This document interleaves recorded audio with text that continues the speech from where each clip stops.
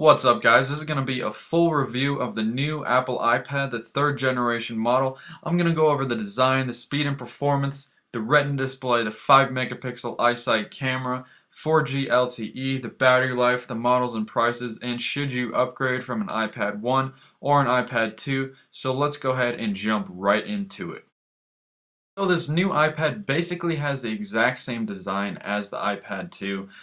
If you ever used an iPad 2 or seen an iPad 2, it looks exactly the same. You probably couldn't tell a difference unless you picked it up and looked at the Retina display or looked at the back of the camera, because the camera is a little bit bigger. This is the 4G model, so you'll have the black strip there on top. If you have a Wi-Fi only model, you won't have that strip up there. And so yeah, the camera is a little bit bigger on the back, so you might be able to notice that. It has all the buttons in the same places, and it also has the FaceTime camera on the front. And the home button is there. There have been rumors that it might not be there, but it's definitely there. It feels really good in your hand. It's really good, really good industrial design. It feels solid, and you'll definitely enjoy using this iPad. You won't get annoyed by the design of it, and it just fits in your hand perfectly. So the new iPad has the A5X processor inside of it. It has 1 gigabyte of RAM installed, so that extra RAM is going to help with more applications open and doing more things at once and quicker. It has the same dual core processor, and it has quad core graphics though, which is going to help with lots of graphical performance. It does seem to get a little bit warm when you're doing graphically intense stuff, but that's given since the processor is doing a lot of stuff. So in this clip, I'm just showing you some basic speed tests of the new iPad. I did a video comparison of the iPad 2 if you want to check that out on my channel, or click this link right here.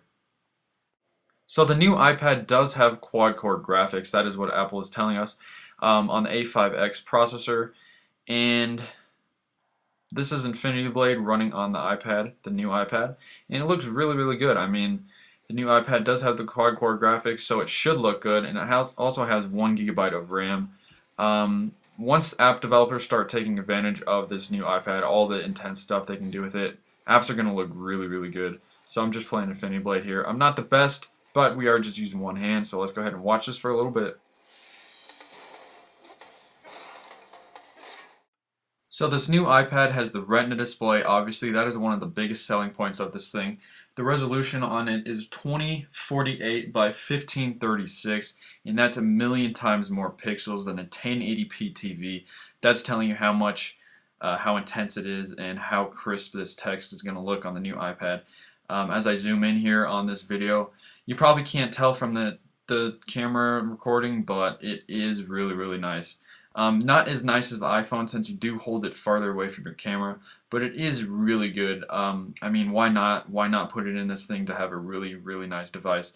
Reading and browsing the internet on this thing is just beautiful. It does have a yellow tint, but that might go away with time since this is brand new.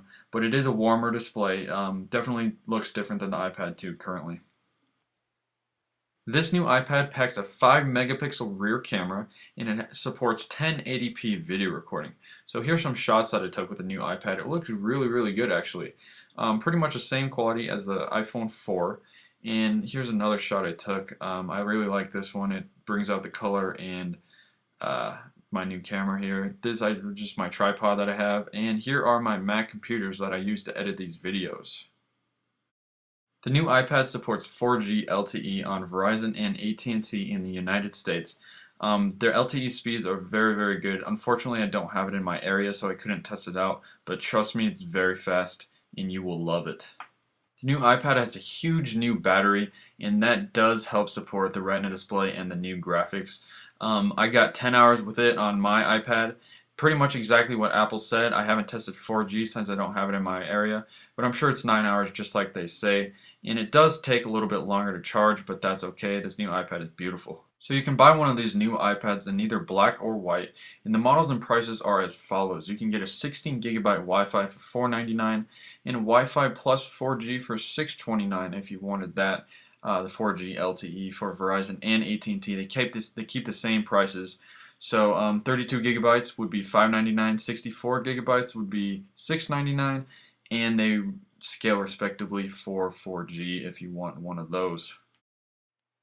So if you're thinking about upgrading from the iPad 1 or the iPad 2, I would say if you have an iPad 1, you should definitely upgrade. If you don't have an iPad at all, then you should definitely buy it. I mean, it is a really good device. Now is the time to buy if you don't have one at all. If you're upgrading from an iPad 2, I mean, if you have the money and you want to spend it, then go ahead and upgrade. It's a really good device. The Retina screen and the graphics are really, really good. The battery still lasts just as long. But if you don't want to shell out the money, then I would say you can wait another year until the fourth generation model comes out. But it is still a really good device overall. I definitely recommend it to everybody. And guys, that's going to wrap up this review. I hope you enjoyed. Again, the Retina display, the 5 megapixel camera, the 4G LTE, and everything that just makes an iPad an iPad. This is just a really good device. I recommend it to everybody and anybody. I hope you guys enjoyed this review. I'll have a lot more with this iPad and more videos coming up. So please rate, subscribe, and comment. Did you like this review? Did you not like this review? Hopefully you did.